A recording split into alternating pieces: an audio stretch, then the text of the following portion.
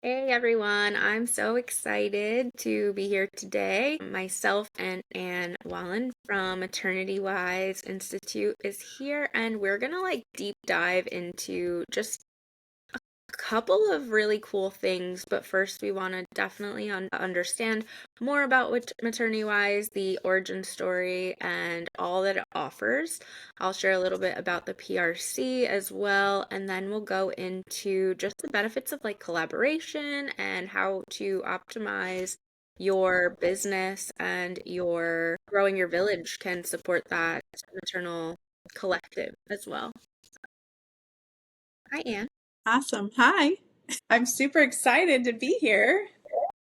We've been hanging out and doing stuff and little mini projects here and there. So this is just one more of those and I love it. So, hi, I'm Anne Wallen. I am the director currently of MaternityWise and one of the four co-founders that started MaternityWise. So we fondly call ourselves the mothers of MaternityWise. But our origin story is really that back in the late 90s, early 2000s, we were the four of us, April Twinnerim, Emily Johnson, and Amber Eaton, who at the time was Amber Heimbaugh. We were all together kind of just trying to create some kind of program for postpartum doulas because at the time we were all already labor doulas, but we wanted to become postpartum doulas, and there weren't any. Well, there was organizations that provided training, but they weren't providing trainings. They weren't providing workshops, so you couldn't get to a training. So we were like, well, we're all moms. We all had our own respective backgrounds. Amber and I were in midwifery and doula world, and April and Emily were both more like social worker slash lactation. So together we created, what we felt was from our own experiences and then also from a professional standpoint, what was needed for postpartum doulas to learn in order to be really effective. And so that kind of grew and developed, and we, looked at what other organizations did, and we did a lot of surveys and different things to kind of gather as much information as possible. Well, we became official in 2002 and started training and certifying postpartum doulas. That led to people asking us to please put on a labor doula training. And so we started to kind of develop a curriculum for that. Eventually, we did have a curriculum that we completed for that. And then people wanted lactation. So we worked on that. And, over the course of the evolution of MaternityWise, it's been a really, I guess, organic way that we started. We are doulas. We always say, MaternityWise is made by doulas for doulas, and we're very, we want to doula our doula students, and so we're very supportive. We have a large support network. We really believe in mentoring, being accessible to our students. We're just, we're the kind of ladies who see a need and work to meet it. And so that's kind of how all of our curriculums have developed. And now we have a childbirth educator program. But one program we have that's very unique and nobody else has it is something called the Epidural Program. And that is all about if your client is to, chooses an epidural for whatever reason, there's certain skills that you still need to have. Like as a doula, I remember when I was getting trained, it was all about natural birth, no interventions, almost like if you and I know several doulas whose mindset is this, that if you veer off of this all natural pathway, then what am I here for? And you don't need a doula. And, why are you hiring a doula if you plan on, if you're even open to get an epidural? So that's a problem because sometimes it just so happens that epidurals save the day, and sometimes people really need them for whatever reason. They might need a medical induction, whatever. There could be medical reasons why an epidural is beneficial for them. So if you take the mentality that you're not needed, then you don't stick around. And I've had clients even tell me like, oh, I'm hiring you for my second birth because my first birth, I got an epidural and my doula left. So, but I also know that, because I've worked in hospital settings as a childbirth educator and I've worked behind the scenes and developing many different programs within hospitals, that a lot of times also, because doulas don't have skills to work with someone who has an epidural, they're just there playing on their phone, maybe crocheting, they're like pretty hands off, and they don't really understand that now this body that's laboring needs even more support and even more help, because they can't move themselves, they can't get up, they can't do all these positionings that are beneficial to their body in labor.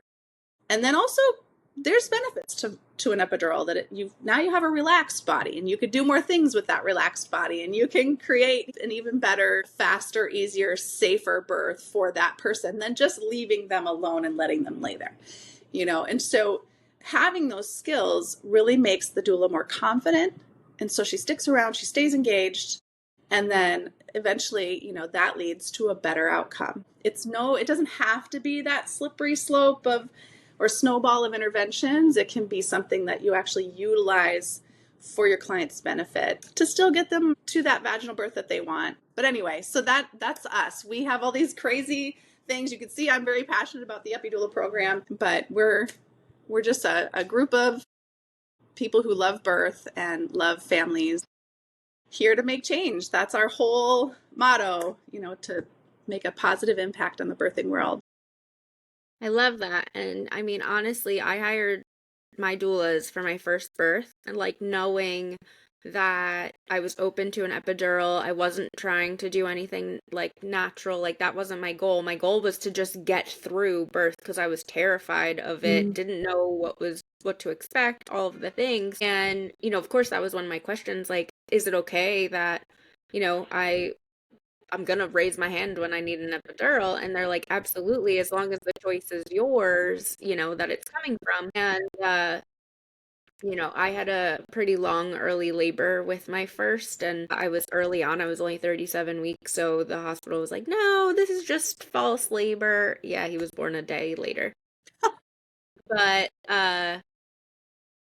I remember like getting the epidural. I needed the doula just to get the epidural. Like I needed someone to, be there to support me through that. And then what they were doing also was, looking at the monitor, seeing when I was about to contract, helping me breathe through the contraction. So when it got to the point where I was ready to push and everything, I had this really good rhythm, and they were still so helpful. I couldn't imagine them just being like, "Hey, bye, you got your epidural," you know.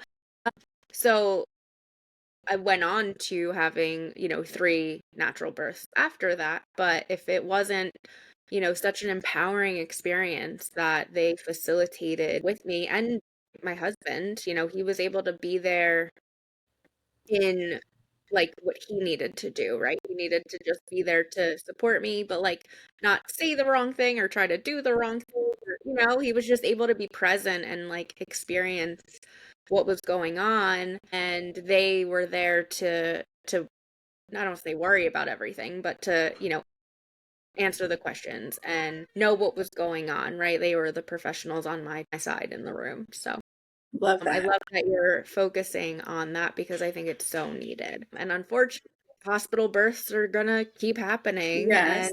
And I know a lot of the doulas that I know, because of how stringent it could be in the hospital setting, that they're choosing not to be. So if this is equipping them with more skills to kind of advocate and support in those settings, then that's really awesome. So kudos. Yeah, and I know that later we're going to get into more like the doula role and scope and kind of the superpowers that we have. But just in summary, I love what you said about if it's their choice, because a lot of times people feel like they have to get permission to make choices for their own body, especially when they're female and they're entering a medical facility. And, even if you stay home, even if your plan is to have a home birth, there are occasional home birth transfers that have to go to the hospital. And there are occasional home birth transfers that go to the hospital and end up with a cesarean or just an epidural that just needs to get them there, so that they can push. So there's a lot of varieties of how birth goes, and it's all, the normal range is so big and it's just so varied. If doulas don't have skills in all the areas, then what are we even there for? We are needed not just to help relieve pain. We're really more to help prepare and to be guardians of consent and to make sure, that the team, whether it's mom, dad, or whatever the family dynamic is, that team is a cohesive team, and the doula is meant to be there supporting that dynamic and to be helping support their relationship. And I've taken times where I'm talking to, like mom's on the bed and I'm like, typing something to dad, like kiss her, and showing it to him, like coaching him what to do in the moment, because it's not fair to expect a dad or partner, even if it's a female partner, it's not fair to expect them to know exactly what to do for this woman in this moment, in this birth experience, because even from one birth experience to another, that person could be having a completely different, team, location. Even if it's all the same, the experience is different because it's a different human being born. Every human's birth is their own. So, and I've had 6 kids, so I can tell you 6 different births every single time. It's a new and interesting learning experience. Yeah, and I mean, hey, 4, so we got 10 between us, so I'm sure we could talk about that alone, birthing experience and how it's different. And even I had 2 home births that were so different comparably. I mean, both, beautiful in their own ways, but my daughter came like a freaking freight train in 2.5 hours, shot out of me, and my little one didn't want to leave his cozy space. I had to like the midwife and my pelvic floor therapist, who was actually here at my birth, like pushed my belly up and then he shot out, but he was just cozy in there. And like, me moving positions on my own was just not doing it. That little support during a contraction made so much difference. And I can only imagine if I was in the hospital and he was kind of, I don't want to say stuck because he wasn't stuck, but like in that position, they probably would have let me go on for hours and hours and probably would have ended not great. But I wound up catching him myself and it was a really cool experience. So That's beautiful. I love it. yeah, and then it's just like you said with your partner playing different roles in all of them and them understanding you more sometimes than you even know yourself, because when you're in that like labor and birth brain, I call it, like you're not even yourself, right? So I remember with my daughter, I had one contraction. I didn't have the early labor that I had with all my boys with her. It was just very gentle early labor. So when I had a contraction that like rocked me, um it was me like, no, this is nothing. Like, it's fine. Don't, I was in tears because it was like a really strong contraction. And he called my doula. And I was like, don't call her. It's one contraction. I'm fine. Like trying to be like, the boys didn't do this. And then I got in the shower to help with it. I wound up like putting on a 10-minute meditation and like called him in. And I was like, did this repeat itself? Because I had like 3 more of those contractions. And he's like, no, it's on 9 minutes. I was like, all right, call Shay back because something's going on. It's like a 3-minute apart contraction pattern you got started. Yeah, exactly. And like I said, she was here 2 hours later. So, he knew to call her. Like his gut said, oh, I'm going to call her. And I'm like, no, don't do it. It's one contraction. It's fine. So yeah, I just think having that relationship, doula partner relationship, is really important too, right? I love that you said you're typing messages to him and things like that, because they're so beneficial in so many. Yeah. And really, it's not fair to expect them to become birth experts in 9 months. Nobody is, that's just, and they have other things to do with their life. They're not like us birth junkies where, it's all consuming. Yeah, we'll loop birth into any kind of conversation. Yeah. Well, I love it. And I love that you do the I don't want to say extras, but the outlier trainings, the lactation, the childbirth education, things like that, because being a doula is so important on its own, and there's so much that goes into it. Like there's so much, scope. But I think what I've always advocated for with hiring doulas is that they're not just singular trained, right? Most doulas have multiple trainings that they've gone through, whether it be lactation, whether it be childbirth education, whether it be rebozo, whether it be, craniosacral or Reiki or any kind of additional support mechanisms and modalities that can make them a better prepared doula, right? Whereas, like, you know, I'm sure it happens in other spaces as well, in other professional roles as well, but it's less common, I think, where the doula has so much time and investment into their clients that they want to make sure they know a little bit of everything. So even though they're not a specialist in that, they have the awareness to say, this is the direction that you may want to go, rather than, I'll compare to a pediatrician that usually doesn't have any lactation training, usually doesn't have any sleep training, but will give you advice and you'll listen because they're the doctor and you think, yeah. Right. Yeah. But like a doula will say, I recognize that you may need a lactation consultant for this or a sleep consultant for this.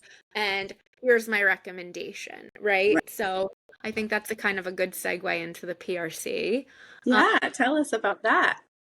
And why it kind of came to be, right? Because so we're the village for the villagers. The Perinatal Resource Collaborative was started in 2024 as me stepping back, which is so I like joke every time I say this. Yeah, I was gonna take a break and now I'm doing the opposite of that. My background was training complementary modalities in energy work and somatic and subconscious practices to perinatal professionals to support them, kind of what we were just saying. And after my fourth was born, I was like, okay, I'm going to take a step back from training classes and, and doing that. But I want to keep a community together because I have this really cool network of people. And personally, I've benefited so much from my, village. Like I said, I had two doulas, a midwife, her assistant, my pelvic floor therapist, my mom, my partner, my kids, my You other got a kids. whole party. We had a party in my bedroom, in this bedroom right here, twice. So twice within 2 years. They're 22 months apart.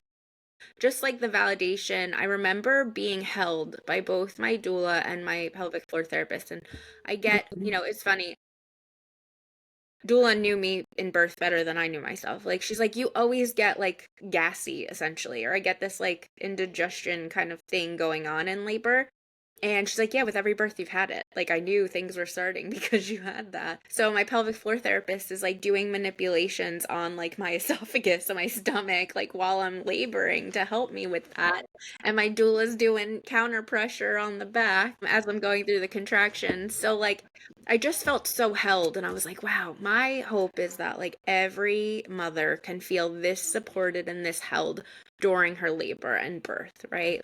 It wasn't an easy one. Like I said, he had me in the tub for a long time, and it wasn't the quick labor that I had with my daughter. So just like working through that and knowing that I was like so supported was really, really beautiful. And like I said, extended into this idea of like keeping that community together, understanding and sharing that experience with all these professionals that I've kind of organically grown in my network over the last 5 years, training and doing classes and workshops. And we started a Telegram group April 2024, and then all of a sudden it grew and the idea and the vision grew, and we now have a ton of opportunities and channels that our members can participate and contribute in that then overpours into the clients in the maternal collective. So we again are the village for the villagers, and we have resources for all perinatal professionals to help grow their business. We have community calls and networking opportunities to really connect and collaborate with other professionals. We eliminate the location barrier because it's all virtual. So we have a completely off social media not even Telegram anymore. It's a totally private community hub. So there's no algorithms, there's no fact checkers, you're I seen and love that. heard. It's a safe space. It's a private community. No one can just come in and disrupt everything. And no matter where you are in the world, we're actually international. We're multiple countries are contributing to all of our events and projects. So we also have marketing projects like a magazine, a podcast, speaking events. We just published a perinatal cookbook. So things that most professionals wouldn't be able to do on their own because their zone of genius is helping that mom and family unit. So we're allowing them to contribute an article or contribute a recipe or contribute something to a greater project and then getting their voice out there and in turn creating all these really cool free resources for moms and women and birthing families to then um, soak up and soak in our mom space. So it's really, like I said, multifaceted. There's a lot of different opportunities within, but I think the main success that I've seen over the last year is just really connecting different people that maybe not wouldn't have crossed paths in Yeah. any other facet, and then being able to say, oh well, I went and did some sort of training for her group and community, and she's coming and supporting my group and community, and it's a really cool just way to witness and see. So within the space there's just potential for things that normally wouldn't happen. And what I've witnessed, and maybe you could attest to this, is that in birth work and in perinatal industries, it's very siloed. Doulas are over here, and mental health is over here, and body workers are over there. And some of them kind of intermingle, but it's on a local level just to kind of build referrals and have people to point to, but not on this national kind of scope. Yeah, and I find too, I mean, it's important to stay in your scope. Like, it's important to know your role. It's important to really understand your role and to stay within your role, because if you don't, like, for example, you mentioned pediatricians. Pediatricians give bad advice about lactation all the time, right? And they don't know that it's bad advice, but their role isn't necessarily lactation. Their role is infant growth. And so being able to stay in that mindset, and if lactation intersects with infant growth, which we know it does, then they should be seeking training in that so that they can be giving better advice and be giving accurate advice, and not just saying, well, let's turn to formula because we need to get this baby growing. Instead, we should be saying, let's get you to someone that is a good, skill provider, troubleshooter, whatever it is, and can be that extension of our care in this area, which pediatricians aren't going home with you. They're not going to, be able to assess the latch at home. They're not going to be able to judge, and assess whether a feeding is good or not. But a lactation consultant can. And a postpartum doula who's in the home, who might also be trained in lactation, should be, because lactation is such a big part of postpartum care, should be trained in that. They can also, then be the hands and feet of that doctor and help provide that added layer of support, so that, yes, the doctors their clinics outcomes look good because they've got healthy babies, but it's because they have these connections. It's because they have these other roles that they can depend upon and that they can safely refer to and feel comfortable referring to. Another program we offer is called the Post-Birth Hero. And what it is it's just postpartum lactation and infant sleep. And so for a long time, we were really, we needed these networks like what the PRC is, because we had to have, as a doula, I'm saying personally with clients, I had to have, I was a postpartum doula, but I wasn't trained in lactation initially. And I wasn't trained in how to get a baby to sleep safely, best, and not mess up the breastfeeding relationship and not mess up. And then also balancing that with mom's, mental health. And so you've got all these pieces. And when you're a family, you need that tribe, but you don't know what you need. Right? Like you're just trying to get through every day, and every day just blurs into the next. So you don't really know what you need. So the person who's in the home helping you, they have to have that network. I mean, it'd be great if everyone had all the training, but that's not realistic. So like we can't be all the things. We need each other.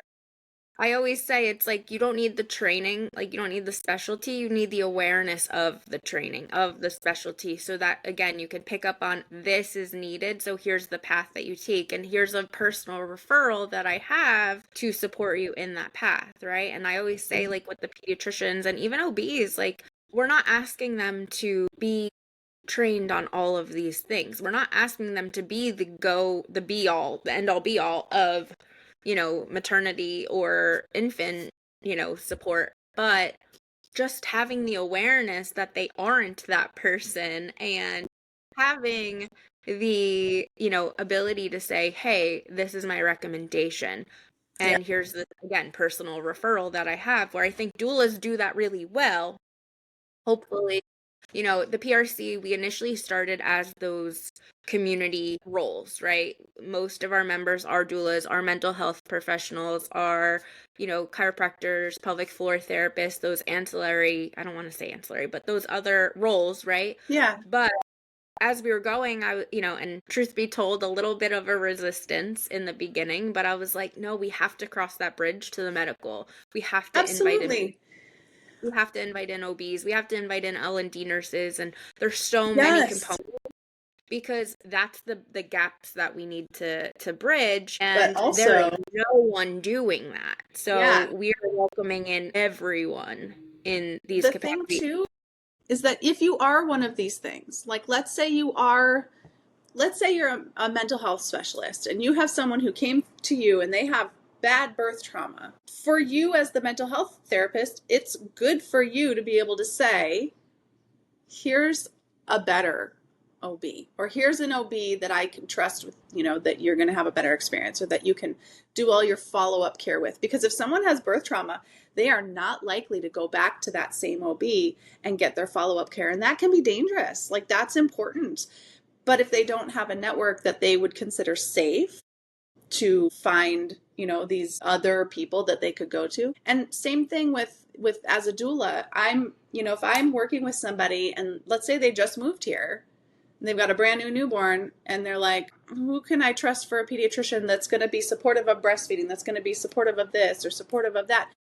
I need to have a resource. As a doula, that's part of my job, is to be a resource. So I need to be able to share with them someone that is going to fit for their needs.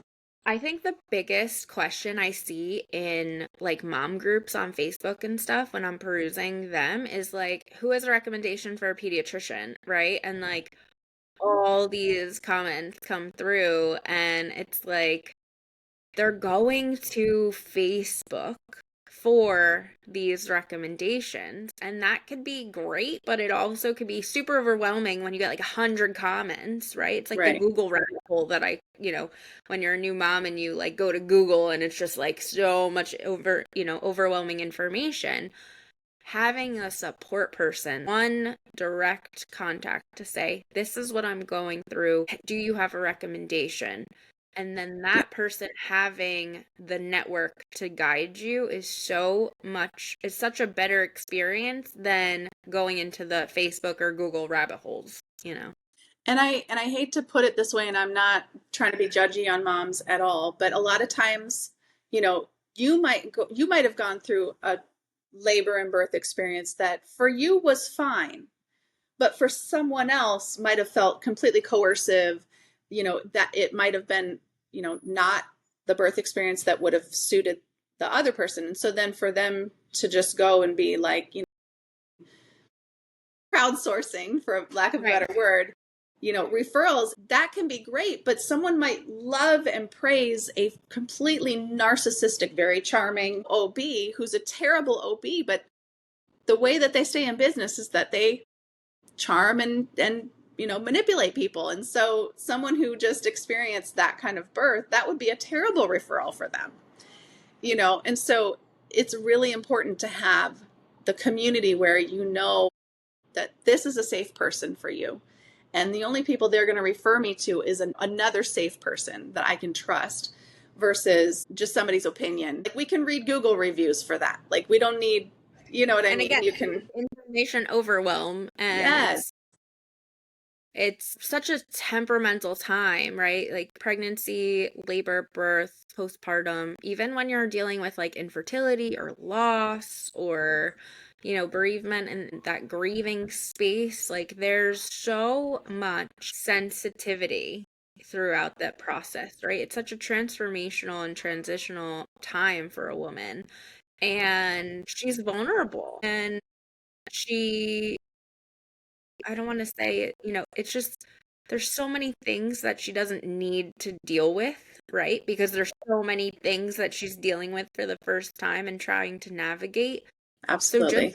investing in, again, that one person, whoever it may be, that one starting point, Mm-hmm. and having that person be so well connected and so well ingrained in their community, regardless of where that is.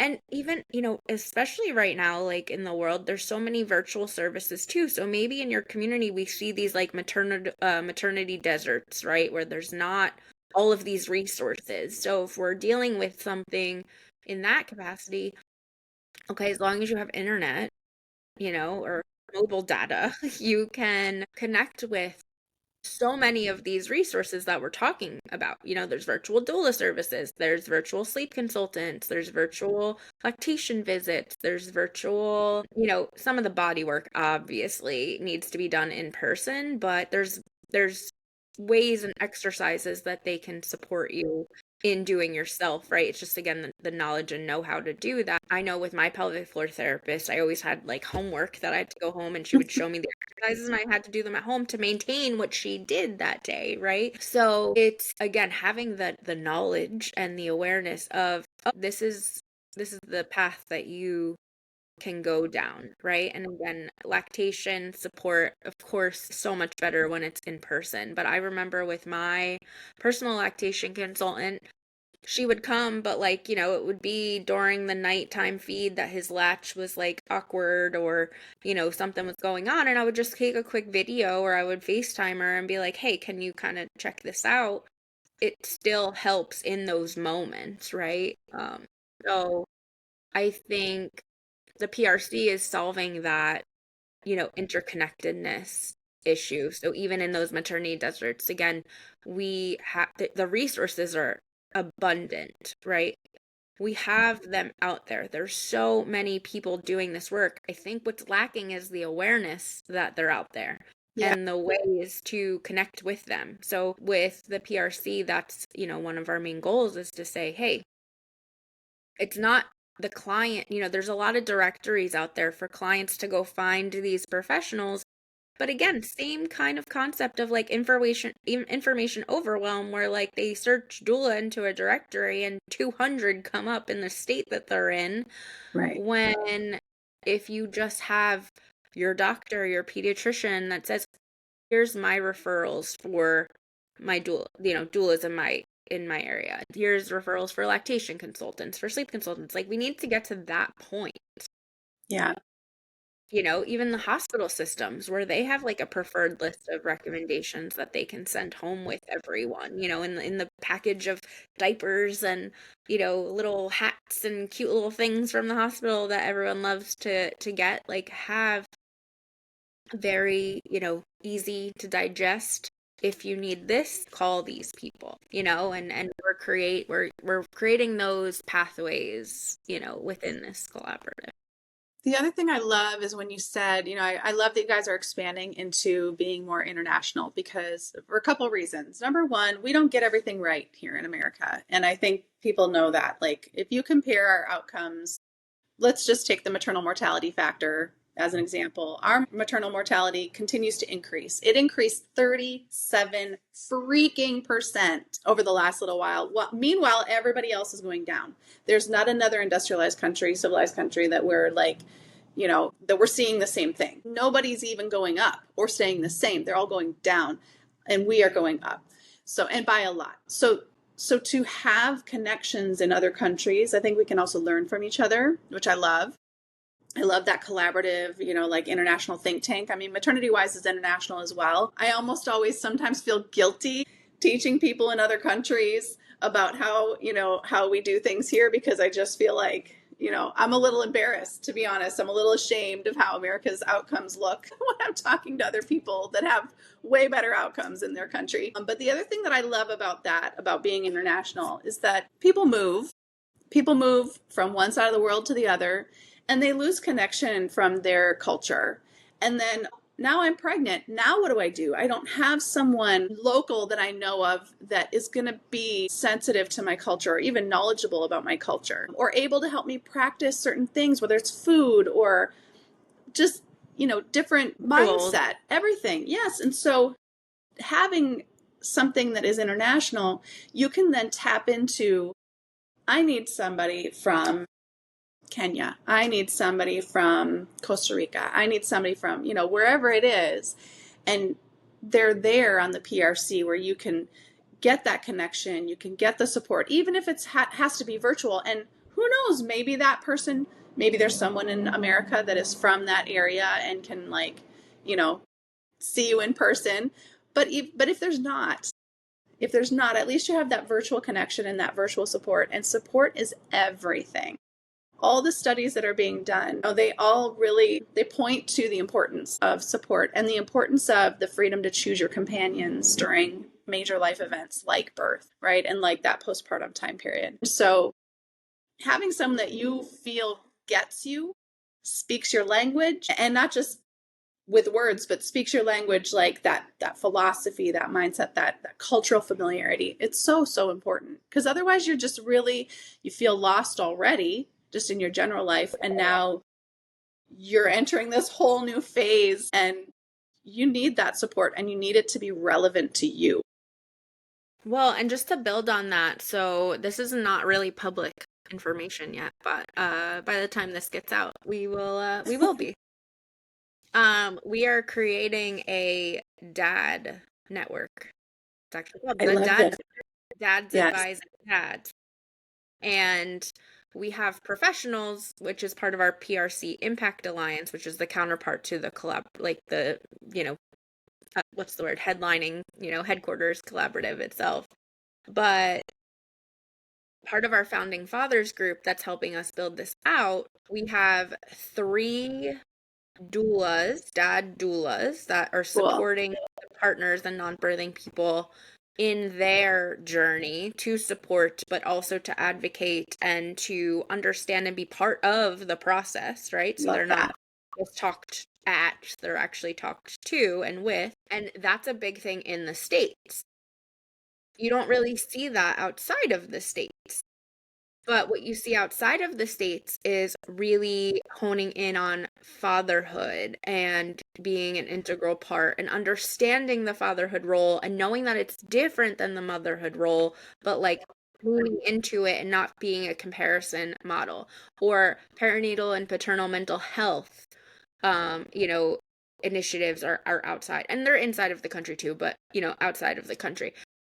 And Australia doing a really good job in dads being involved with the whole process and things like that. So we have a founding father in the UK, we have a founding father in Zimbabwe, Africa, we have founding fathers here in the States, and we have one who lives locally but his wife birthed in Belgium, and he was kind of nomadic and has a lot of experience internationally. So really, again, bringing those cross-cultural things and initiatives into one space, because listen, and I say this all the time, as we have so much to, I don't want to say fix, but improve with moms being aware and informed and empowered in this process.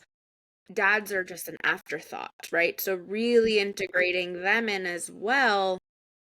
It's filling the whole gap. It's filling the whole picture. But it's so far and wide, right, that you find these males, these dads doing this work. So what we're doing is, again, bringing them into one space and integrating the men who are doing the work and training the dads and have these programs, and then the dads to be supported right in there. There's going to be support groups and education classes and just connection, right? And Love like that. in a safe space for men that can, safely talk about this, right? Because it's not always the easiest topic to bring up, especially, even again, I was at the baseball field not too long ago, and there's this very pregnant mom who is on our team. And, I maybe talked to her once or twice, said hello, and then I was like, oh, when are you due? She was right next to me, and she's like, oh, Monday, I'm going in for an induction because I'm 40, and they won't let me go past my due date. So if she doesn't come, Saturday morning, so if she doesn't come on her own by Monday, I'm going in for an induction. And so much of me in this moment is like, you don't have to go. Like, wanting to educate her whole life, right? I just kept my mouth quiet, and I was like, oh, okay, that's, great. Like, I hope she comes this weekend. Like, just sending some positive energy into that. Mind you, a week later when she was texting in our team group chat about, Zachary won't be there today because, we had the baby on Monday and blah, blah. And something or other came up, and she's like, yeah, recovering from a C-section. And I'm just like, ugh. I knew that was going to be the case because the baby wasn't ready to come out. Yeah.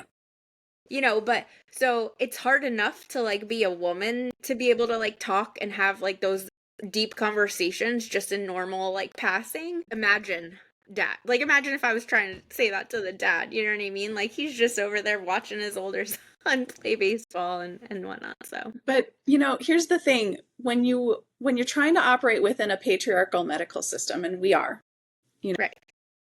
And it's a big business. Oh, it's profit driven completely. That's what it is. Yeah. But because it's so patriarchal, women are infantilized, are, pushed aside, our opinions are like, implied consent is a thing. Like it's just ugly for women out there. But for a male partner to step up and protect the space of his birthing partner, that goes so much farther. A woman saying, no, I don't want that, could be just completely bulldozed, and oftentimes is completely bulldozed, and just whatever she's saying is ignored and they do it anyway. Right. A male partner who could stand there and say, she said no. Right now, all of a sudden, everybody's listening. So and it's gross that that's how it is in America, but it is. Women are just not respected as human beings with rights. But we have to be helping the dads to get there, to develop confidence, to have that knowledge, to be able to bravely speak up, because they should be also talking to their bros and helping them to do the same things for their partners, because this trend is not going away. But yeah, it's what happens also, I think, and what I see so much is that the opposite is happening, right? Where like because men aren't supposed to be involved in this, right? That's the culture that we've kind of created, is that then their fear takes over and they're like, the doctor is saying we need to do this, so do it because I don't want to have a dead wife or baby on my hands. Right. So I'm going to say, no, honey, I think we need to listen to the doctor because the fear steps in, instead of him being empowered to advocate and say, no, she's saying something isn't right or she doesn't want this. So the answer is no. Right? Like, or tell us more information, or asking the appropriate questions, or just being that voice in the room, right? Where it's like, there's so many, well, I want to have a home birth, but my husband isn't comfortable with it, or is worried about this, right? Because his fear is taking over that protectiveness, and it is part of his protectiveness, but it's in the wrong way because he hasn't been part of the conversations and he doesn't understand normal physiological birth, which was what we could say for most OBs, and and the system that breeds this whole culture, right? It's not the individual doctor, right? There definitely are some, but there's some bad doulas. Like, let's be honest, there's just good people and bad people out there. But it's the system that is profit driven and is, confined to these models that then the doctors and the employees of that system have to abide by, or else they're fearful for their jobs or their livelihood, right, for their own families. So there's this cascade of crap, let's be real, that we have to battle, and we have to battle it from a community standpoint, right? Like we have to, the professionals that are the boots on the ground happening in these birthing rooms have to be the ones that are aware that this is how the system is and how to navigate through it. Because if you're choosing to birth within the system, you're going to have to navigate through it or be a victim to it. So having that partner be informed, yourself being informed is key as a woman, as a mother, as a birthing person.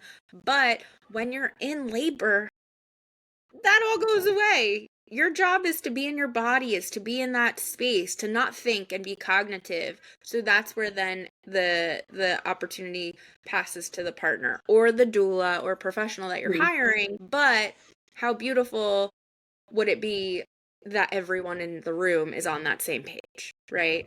Yeah, and really, I think it comes down to the way, and I don't want to get political and religious here, but there's a long-standing cultural belief system that, women are not to be trusted and that women's bodies fail. So oftentimes partners are caught up in that mindset, in that they're not sure, they don't trust their wives' bodies or their partner, their birthing person's bodies. They don't have the information in order to be able to start developing that trust either, right? Because they don't understand the physiology of birth. And then if you walk into a hospital system where the medical system is completely untrusting of women's bodies, and so you have yet another layer. And then you've got the media, you've got religion, you've got politics, where women are still just barely able to keep our rights intact, right? And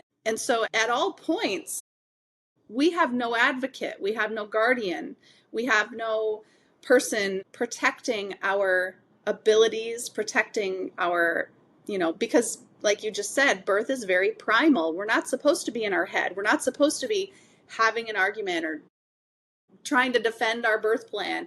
Like, that is not where we should be during birth. We should be in a safe space, completely able to just focus and breathe and get through our experience, right? And also the vulnerability of birth plays out in that you can't be vulnerable unless you know that you are encapsulated with protectors, essentially. So who's your force field? Are you expecting complete strangers to be your force field? Like, are you expecting to walk into a hospital setting and that the nurse and the doctor are just going to go along with what you want, or are going to know what you want? Because they probably don't. Even if you've written it on a birth plan, they probably still don't know what you want.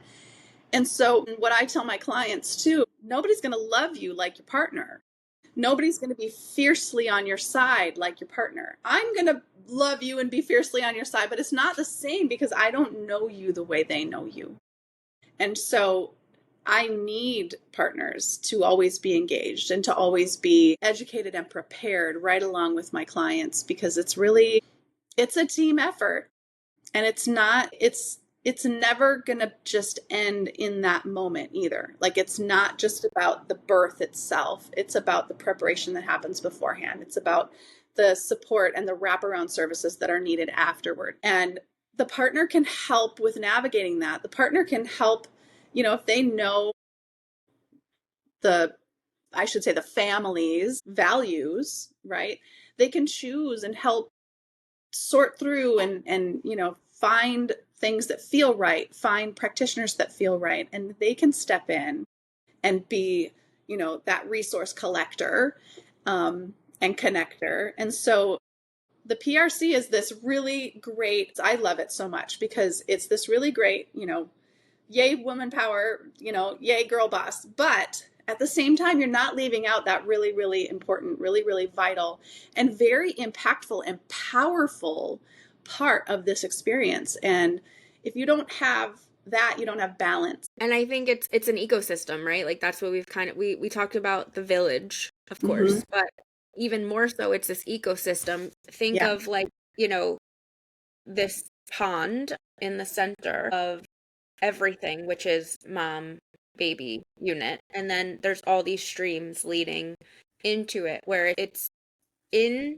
but also then out, right? Because the mom, once she's full, will then create and bloom and create that fully like circled ecosystem, but she needs all of the streams flowing into it. So it's not just one person, right? It's not just one group or one setting or like you said, one Yeah. time. It's Mhm. this whole oasis of things. And unfortunately, again, like we have all of these outcomes that we are battling uphill, even allow that to be a thing, right? Like it makes me speechless because it's so crazy how far away that we've gotten in such a short amount of time from community, tribal, primal, like this is how birth should be, to the total opposite, and then trying to backtrack our way there, like trying to remember how it should be and having to put all these things in place to make it that way when it's like, but that's how it is. Right. And having a village is powerful.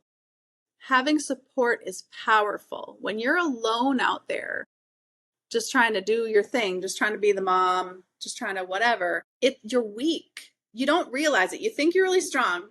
Trust me, I am one of the most independent people you'll ever meet. You think you're strong, you think you've got, got everything under your whatever and you're going to do it all. No, you're only as strong as all the parts combined. And so you need the village, you need the support system, you need all the pieces. And you might not need all the pieces all the time, but you do need more than just yourself. And doulas can't be lone rangers. Nobody in this kind of work can just be out there as an island. We need each other. Even if it's for like, processing a birth that we went to that was really tough, we might need to speak to somebody like Maria, who's a mental health professional that can like break it down and help us to kind of process through that. So even as professionals, we need each other in a variety of different ways, not just to refer our clients to, but even for ourselves. Yeah. Yeah, and that's again like the core mission for the PRC is one, to provide that space for the professionals to have that safe space to share and debrief, collaborate with others who get it, right? Many of us are moms ourselves or will be that get into this work and have to fill that personal cup and as well as the professional cup, so that one, we can pour into our families, but two, we can pour into our clients and then grow in business, grow in impact, grow in all of those things, and giving you the visibility and the credibility and the opportunity to do those. So it's really, those are the two core, in a lot of different ways, but those are the two core missions for the collaborative to fulfill each member that we have. Thank you so much for inviting me today and going over all this with me. I can't wait to share it because I just think it's really important. And I think a lot of people don't realize how important it is, but community is everything. Yeah. Yeah, and I think collaboration amongst the community is so important too. One point before we end that, I want to just make sure we're getting across is that you can be connected to all these people, but if you're not actually actively collaborating and working with them and utilizing them, then it doesn't really mean much, right? For example, I've been invited to a lot of summits and symposiums and conferences and all of these things that talk about the outcomes and the statistics and how the plans to make it better Yes, and right. how to make it better.